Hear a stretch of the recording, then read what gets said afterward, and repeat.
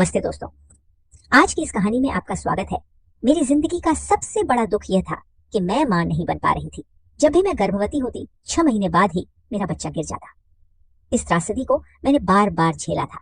मेरे पति ने मेरा हर तरह का इलाज करवाया, डॉक्टर हकीम वैद्य, हर किसी के पास हम गए, लेकिन हर बार नतीजा वही निकला। उस दिन मैं अपनी सोच में डूबी हुई थी। क्या मेरी जिंदगी में कभी यह अधूरापन खत्म होगा? क्या मैं कभी मां बनने का सुख पा सकूंगी, या फिर यह मेरी किस्मत में ही नहीं लिखा? अचानक किसी की नजरों की तेज चमक ने मुझे हड़बड़ा दिया। मैंने अपनी नजर उठाकर देखा। सामने शीशे के गमले साफ करता हुआ हमारा नया नौकर खड़ा था। उसकी आंखें सीधे मुझ पर टिकी हुई थी। वह इस तरह मुझे देख रहा था मानो मेरे अंदर तक झांक लेना चाहता हो। जैसे ही मेरी नजर उस पर पड़ी, वह छुप गया। उसने फौरन अपनी नजरें झुका ली और फिर से गमले को साफ करने में लग गया।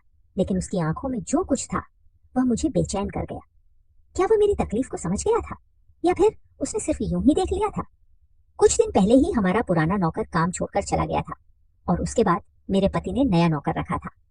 वह नौकर लगभग 24 से 25 साल का था और घर के छोटे मोटे कामों के साथ साथ ड्राइवरी भी करता था। मेरे पति ने उसे खासकर मेरे कामों के लिए रखा था। मुझे जहां भी जाना होता वहीं नौकर मेरी गाड़ी चलाने और मुझे साथ लाने का जिम्मा निभाता था। शुरुआत में मुझे इस बदलाव में कोई खास फर्क नहीं महसूस हुआ था, लेकिन जल्दी ही मैंने एक अजीब बात महसूस की। जब मैं गाड़ी की पिछली सीट पर बैठी रहती तो वह नौकर बहाने बहाने से मुझे घूरता रहता। मुझे पता था कि वह जानबूझकर मुझे देख रहा था, लेकिन जैसे ही मैं उसकी तरफ देखती वह फौरन अपनी नजरें घुमा लेता। मैं नहीं समझ पा रही थी कि यह उसकी नजरें मेरे प्रति क्यों बदल रही थी, या फिर मैं किसी और वजह से ही उसे बेचैन कर रही थी। लेकिन यह स्थिति मुझे और अधिक असहज करने लगी थी, खास तौर से जब मेरे पति के साथ घर में होने वाली बातचीत बढ़ी। मेरी बीमारी ने उसे मुझसे दूर कर दिया था। वह मुझसे तंग आ चुका था। मेरी यह परेशानी, बार बार गर्भपात होना, उसे भी मानसिक और भावनात्मक रूप से थक चुका था। हम दोनों के बीच अब वह प्यार और समझदारी नहीं रही थी जो पहले हुआ करती थी। वह ज्यादा देर तक मेरे साथ नहीं रह पाता था और घर की बातों में भी कुछ न कुछ उलझन रहती थी। मेरे पति को मेरे इस हालात के चलते गुस्सा और परेशानी होने लगी थी और मैं महसूस कर रही थी कि अब वह मुझसे बेजार हो चुका था। मुझे अपनी ही असहाय स्थिति पर घिन महसूस होती थी। एक ऐसी महिला जिसके पास सब कुछ था, दौलत, शोहरत और एक अच्छा पति, फिर भी वह बच्चा नहीं जन्मा सकती थी। मैंने महसूस किया कि दुनिया मुझसे दूर हो रही थी। जब भी मैं किसी पार्टी या महफिल में जाती, खासकर महिलाओं के बीच, तो मुझे महसूस होता कि वे मुझसे दूर हो जाती थी। मुझे ऐसे महसूस होता जैसे मैं कोई अछूत हूँ। खासकर प्रेग्नेंट औरतें मुझे ऐसे देखती जैसे मैं कोई डायन हूँ जिससे उनका बच्चा मर जाएगा। मुझे पता था कि लोग मुझे इसीलिए बर्दाश्त करते थे क्योंकि मेरा पति एक बड़ा बिजनेसमैन था। उसकी पहचान और पैसे के कारण लोग मुझे नजरअंदाज नहीं कर सकते थे। लेकिन सच यह था कि मेरी बीमारी और बार बार होने वाले गर्भपात ने मुझे समाज से दूर कर दिया था। लोग मुझसे बात तो करते थे, लेकिन दिल से नहीं। सिर्फ मेरे पति के पैसे और तात्कालिक फायदे के लिए मेरे पास आते थे। जब भी मैं किसी पार्टी में जाती, मुझे साफ महसूस होता था कि औरतें मुझसे ठीक से बात नहीं करती थी। वे मुझसे दूर रहने की कोशिश करती थी, जैसे मेरा होना उनके लिए किसी मुसीबत का कारण हो। सबको यह पता था कि जब भी मैं गर्भवती होती, 6 महीने के बाद मेरा बच्चा गिर जाता था। ये किसी औरत के लिए बहुत बड़ी परेशानी होती है। जब एक औरत अपने पेट में अपनी औलाद को महसूस करती है, उसकी धड़कनें और उसकी हलचल, तो वह उससे गहरे रिश्ते में जुड़ जाती है। फिर जब अचानक वह सब कुछ खो देती है, तो यह उसके लिए बहुत दर्दनाक होता है। यह दर्द शारीरिक ही नहीं, मानसिक और भावनात्मक भी होता है। औरत के लिए यह स्वीकार करना मुश्किल होता है कि वह अपनी संतान को जन्म नहीं दे सकती। बार बार ऐसा होने से आत्मविश्वास भी खत्म हो जाता है। मैंने अपने आंसू पोंछे और घर में करने के लिए मेरे पास कोई काम नहीं था, क्योंकि हर काम के लिए नौकर थे। इसीलिए मैं हमेशा अपनी ही सोच में खोई रहती थी। रात को जब संजय घर आता तो मेरा चेहरा देखकर उसके माथे पर चिंता के निशान लगते थे। संजय मेरे बाबा के साथ काम करता था। मैंने उसे पहली बार मेरे बाबा के ऑफिस में देखा था और फिर मेरे बाबा ने ही इसे मुझसे शादी के लिए कहा। इस पर संजय को कोई एतराज नहीं था। हम दोनों की शादी को 7 साल हो गए थे। इस समय में मैंने 4 बार गर्भ धारण किया, लेकिन हर बार मेरा बच्चा गिर गया। संजय ने मेरे इलाज के लिए हर कोशिश की, कोई भी तरीका नहीं छोड़ा। मुझे विदेश भी लेकर गया, लेकिन मेरी बीमारी का कोई इलाज नहीं मिला। अब तो संजय भी मुझसे परेशान रहने लगा था। वह मुझसे कहता था, 7 साल हो गए हैं, लेकिन मैं अब थक चुका हूँ। इतनी सारी जायदाद है, लेकिन इसका कोई वारिस नहीं है। मुझे आगे की कोई उम्मीद नहीं है। मैं क्या करूंगा? इतनी संपत्ति का अगर मैं मर गया तो सारा कुछ दूसरों के हाथों में चला जाएगा। आज भी मैं गुमसुम बैठी, उसकी बातें ही सुन रही थी। उसे क्या कह सकती थी? पिछले 3 साल से वह मुझे ऐसे ही बातें सुना रहे थे, लेकिन मैं बिल्कुल खामोश थी। इसकी बातों का मतलब अच्छी तरह से जानती थी जो वह चाहता था। मैं इसकी इजाजत उसे किसी कीमत पर भी नहीं दे सकती थी। वह 3 साल से मुझे दबे दबे लफ्जों से कह रहा था, लेकिन आज तो जैसे उसने मुझे साफ कह दिया था। कहने लगा, मैं दूसरी शादी करना चाहता हूँ। मैं रोने लगी। संजय, ये क्या कह रहे हो? मैंने उसका हाथ पकड़ लिया। मैंने कहा, ऐसा मत करो। तुम क्या समझते हो औलाद कि ना होने का गम सिर्फ तुम्हें है, मुझे नहीं है? मैं अपनी औलाद खो देने के बाद लोगों के इतने घटिया रवैया को भी बर्दाश्त करती हूँ, और ऊपर से तुम मुझ पर एक और जुल्म करने के लिए कह रहे हो। मेरे घर में सौतन लाना चाहते हो? संजय को मुझसे मोहब्बत थी।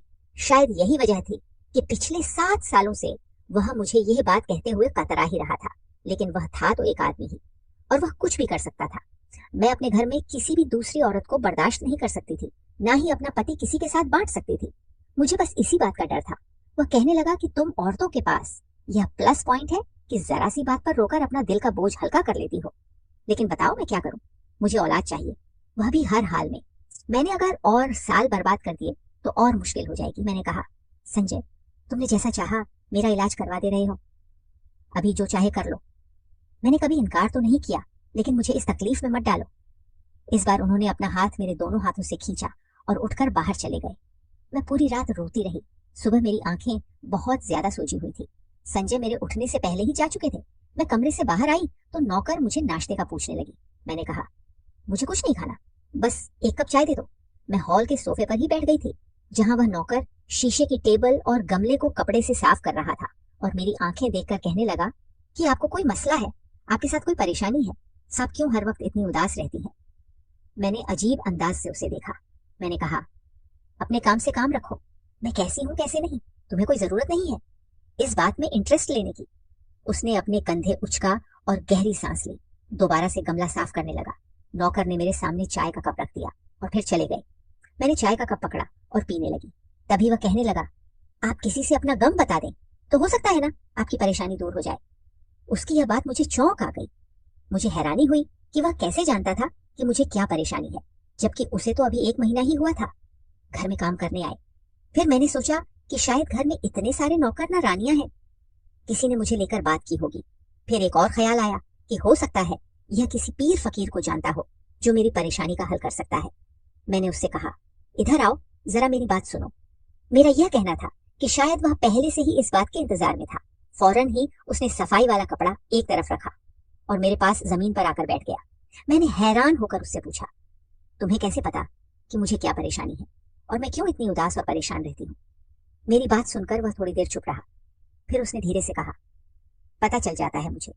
मैम, मुझे आपका हाल देखकर बहुत दुख होता है। फिर वह थोड़ा रुक कर बोला, यह बात आपकी नौकरानी ने मुझे बताई थी। मैंने उसकी बात सुनकर चुपचाप सिर झुकाया और फिर कहा, तुम्हारे पास इस परेशानी का क्या हल है? मेरी बात सुनते ही उसकी नजरें झुक गई। कुछ देर तक वह खामोश रहा। फिर उसने कहा, परेशानी का हल तो है, लेकिन आप शायद ये काम नहीं कर सकती। मेरे मन में इस बात से खलबली मच गई। मैंने उसे घूरते हुए कहा, ऐसा भी क्या काम है जो मैं नहीं कर सकती? तो मुझे बताओ। उसकी बातें मुझे चौंका रही थी और मैं जानना चाहती कि वह क्या बात करने जा रहा है। वह अचानक खड़ा हो गया और बोला, मैम, मुझे पूरा यकीन है कि आप वह काम नहीं कर सकती। यह कहते हुए वह बिना कुछ और बोले जल्दी से वहां से चला गया। मैं उसे जाते हुए देखती रही और मेरे मन में कई सवाल उमड़ रहे थे। भला ऐसा क्या काम हो सकता है जो मैं नहीं कर सकती? मेरे दिमाग में यह ख्याल आ रहा था और मैं खुद को उस सवाल के जवाब के लिए तैयार कर रही थी। मैंने कई बार कोशिश की थी, डॉक्टर से लेकर एम और यहाँ तक कि पीर फकीरों तक से इलाज करवाया था, लेकिन कोई भी इलाज मुझ पर असर नहीं करता था। फिर भी एक पढ़ी लिखी महिला होते हुए भी मैं कई बार पीर फकीरों के पास गई थी। मैंने जो कुछ भी मुझे बताया गया मैंने किया। उन्होंने जो तरीका बताया मैंने उसे अपनाया, लेकिन आखिरकार मुझे हर बार वही निराशा ही हाथ लगी। अब मुझे यह समझ में नहीं आ रहा था कि वह नौकर ऐसा क्या जानता था, और क्या वह सचमुच किसी हल के बारे में बात कर रहा था या फिर बस मुझे बहलाने की कोशिश कर रहा था। इंसान उम्मीद पर ही जिंदा रहता है, यही सच है। जब उसे लगता है कि शायद कोई रास्ता उसे दिखे तो उसकी उम्मीद फिर से जिंदा हो जाती है। मुझे भी उस वक्त एक नई उम्मीद से मिल गई थी। मैं सोचने लगी थी कि शायद वह नौकर मुझे जो इलाज बताना चाहता है वह मेरी परेशानी का हल हो। एक छोटी सी उम्मीद, एक छोटा सा विश्वास जो मेरे दिल में जागा था, वही मुझे हर दर्द और हर तकलीफ से बाहर निकालने का एक मौका दे सकता था। मैंने तय कर लिया था कि जो भी वह बताने वाला है मैं वह जरूर करूंगी। उस समय मुझे बस एक चीज की उम्मीद थी और वह थी मेरा इलाज। अब मेरे मन में एक नई उम्मीद पलने लगी थी और मैं उस रास्ते पर चलने को तैयार हो गई थी जिसे वह नौकर सुलझाने वाला था। लेकिन एक और परेशानी थी जो मुझे बहुत परेशान कर रही थी। वह परेशानी यह थी कि मेरे पति संजय ने मुझे खुद से दूसरी शादी करने की बात कही थी। उन्होंने कहा था कि अगर मैं अपने इलाज से ठीक नहीं होती तो वह औलाद के लिए दूसरी शादी करेंगे। यह बात मुझे अंदर से चीर रही थी। मैंने अपनी पूरी जिंदगी अपने पति के साथ बिताने का सपना देखा था और अब यह बिखरता हुआ सा लगता था। मुझे समझ में नहीं आ रहा था कि मैं क्या करूं। मुझे किसी भी हालत में औलाद चाहिए थी, चाहे मुझे कोई भी रास्ता क्यों ना अपनाना पड़े। लेकिन एक और बड़ी बात यह थी कि मैं अपने पति को छोड़ नहीं सकती थी। मैं किसी दूसरी औरत को अपनी जगह नहीं लेने दे सकती थी। अगले दिन जब मैं शॉपिंग के लिए घर से निकली तो उसी नौजवान ड्राइवर के साथ बाहर गई थी। गाड़ी में बैठते ही कुछ हल्की फुल्की बातें करने के बाद मैंने उससे सीधे पूछा कि वह मुझे वह इलाज बताए जिससे मेरी परेशानी खत्म हो सकती है। मैं हर हाल में वह इलाज करवाना चाहती थी। बस मुझे उम्मीद थी कि वह मुझे कुछ रास्ता बताएगा।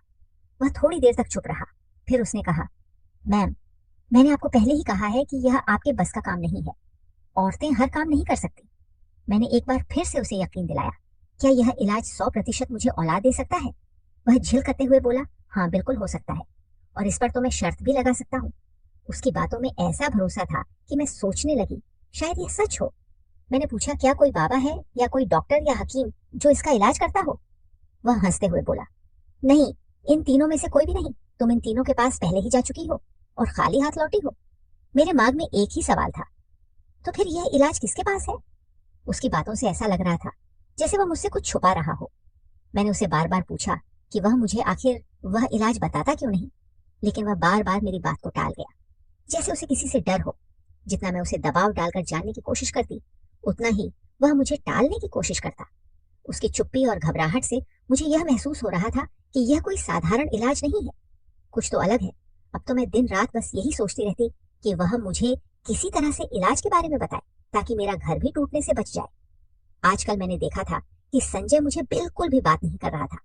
ऑन फिर से घर आता तो लैपटॉप लेकर बैठ जाता और उसके बाद मोबाइल पर कभी अपने दोस्तों से बात कर रहता तो कभी चैट करता रहता। अगर मैं इससे कोई बात शुरू भी करती तो वह मुंह बनाते हुए कमरे से बाहर निकल जाता। लेकिन इसके बाद जो मैंने देखा, मेरे पैरों के नीचे से जमीन ही निकल गई। आज भी मैं उस ड्राइवर के साथ एक शॉपिंग मॉल पर गई थी जहां मैंने संजय को एक खूबसूरत सी लड़की के साथ बैठे देखा था। वह इस लड़की को शॉपिंग करवा रहा था। इसे देखकर तो मेरे जैसे होश उड़ गए थे। ये संजय की वही सेक्रेटरी थी। वह नौकर भी मेरे साथ था। मेरे चेहरे की उड़ी हुई रंगत देख रहा था। संजय और वह लड़की कुछ कदम के फैसले पर मेरे सामने एक शॉप के अंदर खड़े हंस रहे थे, बातें कर रहे थे। वह लड़की अपने लिए कपड़े पसंद कर रही थी और संजय से पूछ रही थी कि वह कौन से कपड़े ले। और मुझे लगा कि जैसे मैं खड़ी खड़ी पागल हो चुकी हूँ, मेरे अंदर से कोई चीज छीन सी गई हो। मेरे अंदर से कोई चीज अचानक से टूटी थी, लेकिन वह मेरा पति था। फिर मैंने उससे मोहब्बत भी बहुत ज्यादा की थी। इसके साथ मैं किसी भी लड़की को बर्दाश्त नहीं कर सकती थी। मुझे याद है जब मेरी शादी हुई थी तो शादी से पहले संजय की ही पर्सनल सेक्रेटरी थी, लेकिन मैं आते ही इस लड़की की छुट्टी करवा दी थी। मैंने कहा था, संजय, तुम अपनी सेक्रेटरी किसी मेल को रखो। मैं तुम्हारे साथ किसी भी फीमेल को बर्दाश्त नहीं कर सकती थी। इस वक्त तो संजय ने मेरी बात मान ली थी, लेकिन इस लड़की के साथ देखकर मेरे होश उड़ गए थे। दिल में अजीबोगरीब ख्यालात से उठने लगे थे। मैंने अपने शॉपिंग बैग वहीं फेंका और तेज कदमों से चलती हुई संजय और इस लड़की के सामने खड़ी हो गई। मुझे देखकर वह दोनों ही चौंके थे। मैंने कहा, संजय, यह कौन है? मेरा लहजा बहुत ही ज्यादा गुस्से भरा था। संजय ने कहा, अभी तुम घर जाओ, मैं घर आकर बात करूंगा। मैंने उसे कहा, नहीं, मुझे अभी बताओ यह कौन है? तुम कैसे किसी लड़की के साथ बाजारों में घूम फिर सकते हो? तुम मेरे पति हो और मेरे लिए तो तुम्हारे पास वक्त नहीं होता। जब भी मैं तुम्हें अपने साथ शॉपिंग के लिए कहती हूँ तो तुम मुझे मना कर देते हो कि तुम बिजी हो, और इस लड़के के साथ घूमने फिरने के लिए तुम्हारे पास टाइम है। मेरा गुस्सा 7वें आसमान पर था। मेरा लहजा भी तेज होने लगा। बहुत से आते जाते लोग मुझे और संजय को देख रहे थे। संजय ने जब चारों तरफ देखा तो मुझे गुस्से से घूरने लगा। मुझे कहने लगा कि बाजार में तमाशा मत लगाओ और घर जाओ। मैंने कहा, क्यों? मैं घर जाऊं? यह कौन है तुम्हारे साथ? तुम इसे नौकरी से निकाल चुके थे। फिर इस लड़की को गुस्से से कहा कि निक तुम यहाँ से, और अगर दोबारा तुम संजय के साथ नजर आई तो मैं तुम्हारा गला दबाकर तुम्हें जान से मार डालूंगी। मुझे ना तो अपने गुस्से की परवाह थी, न इस बात का होश था कि मैं इस वक्त ऐसी जगह पर खड़ी हूँ जहाँ लोग मुझे देख रहे हैं। मुझे तो बस वह लड़की संजय के साथ खड़ी हुई बर्दाश्त नहीं हो रही थी। मेरी बात सुनकर वह लड़की फौरन वहां से चली गई। इसके बाद संजय ने मुझे बाजू से पकड़ा और मुझे मॉल से बाहर ले आया। वह नौजवान लड़का भी हमारे पीछे पीछे पीछे आने लगा। संजय ने मुझे गाड़ी का पिछला दरवाजा खोलकर अंदर की तरफ धकेल दिया और खुद ही मेरे बराबर में बैठ गया और इस लड़के से कहने लगा, गाड़ी चलाओ। वह चुपचाप गाड़ी चलाने लगा। मैं रोने लगी। मैंने कहा कि संजय, मैं तुम्हें किसी कीमत पर दूसरी शादी नहीं करने दूंगी। संजय मुझे जहर भरी नजरों से देख रहा था और गुस्से से कहने लगा कि तुमने पहले ही मेरा शॉपिंग मॉल पर बहुत तमाशा बना दिया है। गाड़ी में चुपचाप बैठी रहो, वरना यह ना हो कि मेरा तुम पर हाथ उठ जाए। संजय का यह कहना था कि गाड़ी को एकदम ब्रेक लगी थी। झटके से गाड़ी रोकने की वजह से मैं और संजय आगे की तरफ आ चुके थे। संजय इस लड़के से कहने लगा, क्या तुम पागल हो गए हो? गाड़ी क्यों रोकी है तुमने? वह पीछे पलट कर देखने लगा। कहने लगा, साहब जी, औरत से ऐसी बातें नहीं करते। मैडम, परेशान हैं आप, उन्हें आराम से भी समझा सकते हैं। मैं ये नहीं समझ पा रही थी कि इसने संजय से ऐसा क्यों कहा। ये मेरा और संजय का मामला था। वह कौन होता है? ये सब कहने वाला यही हाल संजय का भी था। इससे पहले ही मुझ पर गुस्सा था और नौकर से कहने लगा, अपनी औकात मत भूलो, तुम मुझे सिखाओ। कहा कि मुझे अपनी बीवी से कैसी बात करनी है। अपने काम से काम रखो और गाड़ी चलाओ। वह लड़का भी काफी गुस्से में था। उसने इस बार बड़ी तेज स्पीड में गाड़ी चलाई थी। जैसे ही हम बंगले के अंदर दाखिल हुए, संजय मुझे कमरे में ले गए। कहने लगे, क्या चाहती हो तुम? अगर तुमने ऐसा ही तमाशा लगाए रखा तो मैं सचमुच शादी करके किसी लड़की को यहाँ ले आऊंगा। मैंने कहा कि मत भूलो कि जिस जायदाद पर तुम इतना अकड़ रहे हो, ये सब मेरी है। ये बिजनेस मेरा है, ये बंगला भी मेरा है। आज तक मैंने संजय से यह बात नहीं जताई थी, लेकिन अब जता रही थी। मैंने कहा, तुम शायद भूल चुके हो कि तुम मेरे बाबा के साथ काम करते थे। मेरे मुंह से सुनकर वह कहने लगा कि बड़ा घमंड है तुम्हें अपने पैसे पर, इस घर पर। फिर वह मेरे पास आए और चिल्लाकर कहने लगे, तुमने मुझे दिया ही क्या है? एक औलाद तक तो तुम मुझे दे नहीं सकती। तुम्हें अपने पैसे पर इतना ही घमंड है? तो ठीक है, मैं तुम्हें तलाक देता हूँ। यह सुनकर तो मुझे लगा कि मुझ पर किसी ने आसमान गिरा दिया हो। मैं संजय से कोई भी उम्मीद कर सकती थी, लेकिन तलाक की तो हरगिज नहीं। मिनट में ही उसने मुझे तलाक दे दी और चला गया। कहने लगा, संभालो अपना घर और अपना कारोबार में भी देखता हूँ तुम कैसे सब कुछ संभालती हो। मुझे पैसों की कमी नहीं है, मैं बहुत पैसे बना चुका हूँ।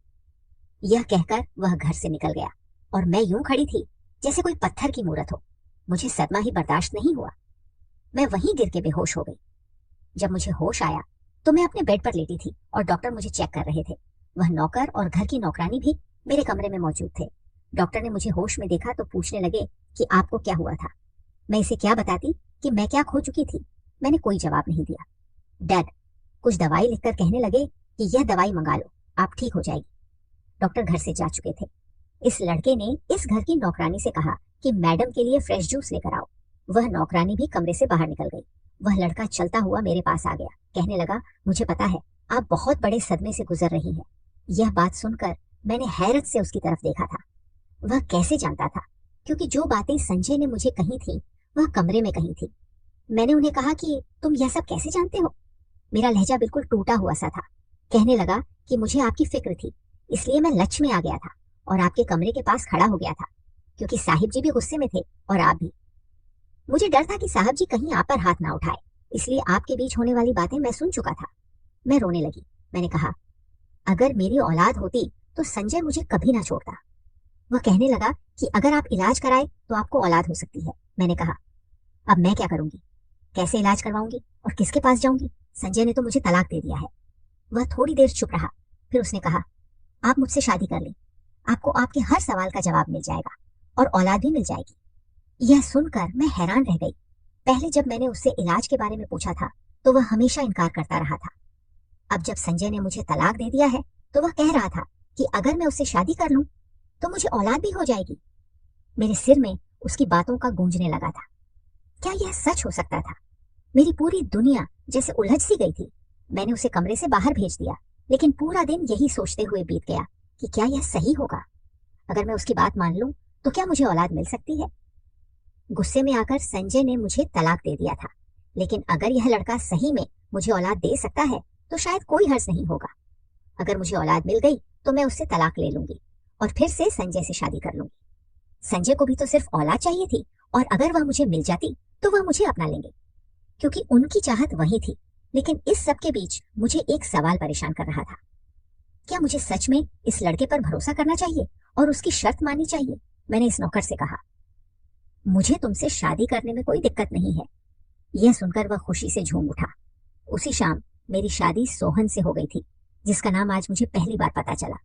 मैं बहुत ज्यादा तैयार नहीं हुई थी, क्योंकि यह मेरी कोई ख्वाहिश नहीं थी, बल्कि यह तो एक मजबूरी की शादी थी। रात को जब वह मेरे कमरे में आया तो मेरा दिल तेजी से धड़कने लगा, लेकिन यह डर की धड़कन थी, मोहब्बत से नहीं। एक औरत के लिए अपनी जिंदगी में किसी दूसरे आदमी को शामिल करना शायद बहुत मुश्किल होता है, और मैं भी उसी दर्द और परेशानी से गुजर रही थी।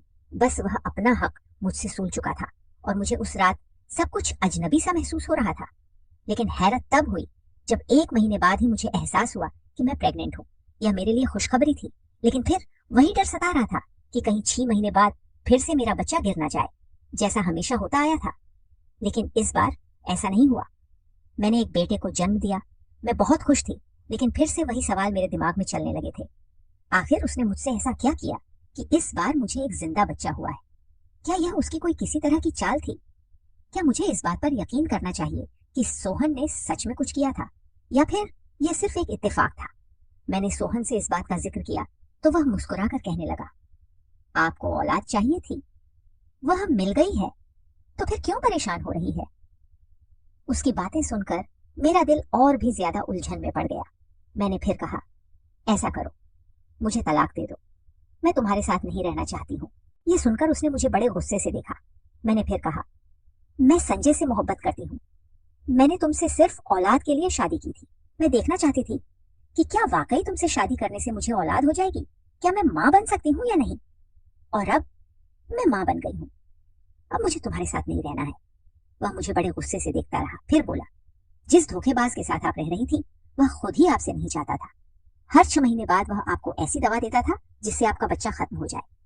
यह सुनकर मैं हैरत से उसे देखने लगी। मैंने कहा, तुम झूठ बोल रहे हो। वह कहने लगा, मैं सच कह रहा हूँ।